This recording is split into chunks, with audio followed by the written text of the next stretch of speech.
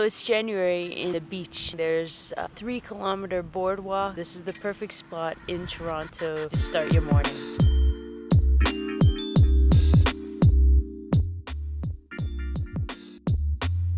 This is your typical beaches neighborhood. Victorian homes, tons of characters. The one area in Toronto where the homes have a certain style.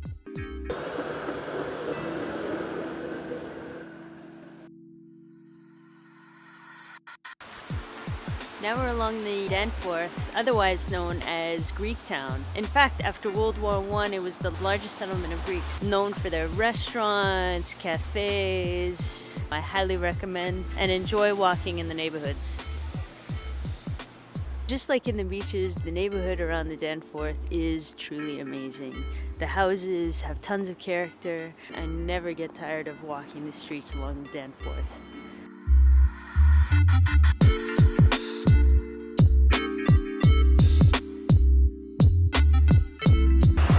My favorite things to check out is the Danforth Music Hall. If you're ever lucky to see live music here, you're in for a treat.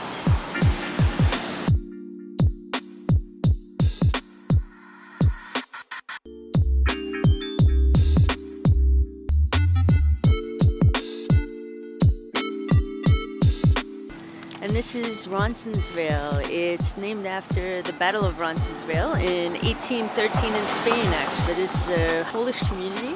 A lot of Polish settled in this area, and therefore there's a lot of great food, restaurants, bakeries. It's excellent. We're just at the bottom now of Castleloma in Toronto. It means castle on the hill.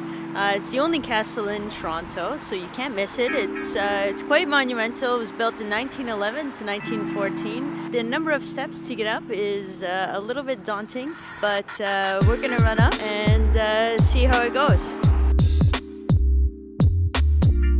If you can do that run, I highly recommend it. It's great exercise. And look at that view.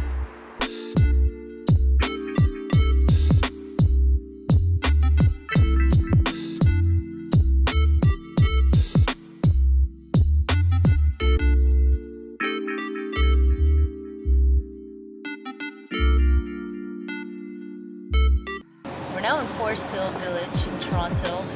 It used to be just north of downtown Toronto and used to be a community on its own. In 1967 it was amalgamated with Toronto, and I think as an incentive to amalgamate, the city proposed that they would pick up the garbage at the doorstep of each house.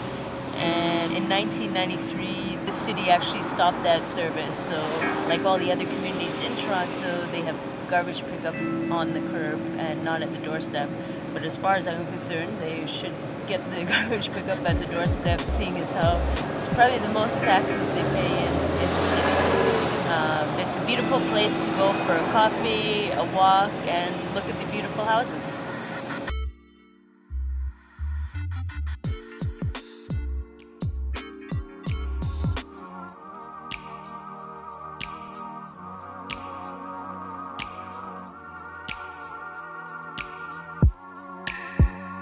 I'm here at King and Bay in the heart of Toronto's financial district.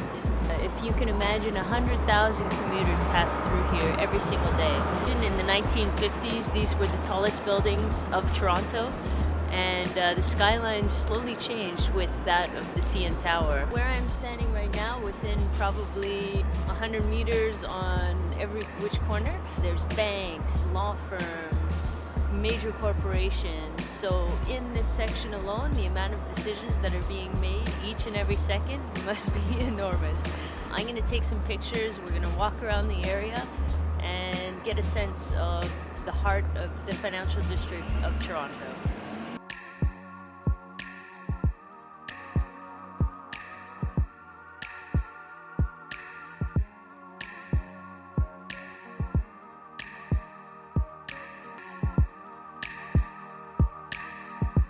We're now at Union Station. We're gonna head over to CN Tower now. Here we are at the CN Tower. The CN Tower is 553 meters high. It was finished in 1976 and it was originally constructed by the Canadian National Railway Company, so that's why it's called CN Tower. And right on the CN Tower grounds is the Canadian National Railway Museum. Quite exciting, a lot of locomotives, and a great place to take pics.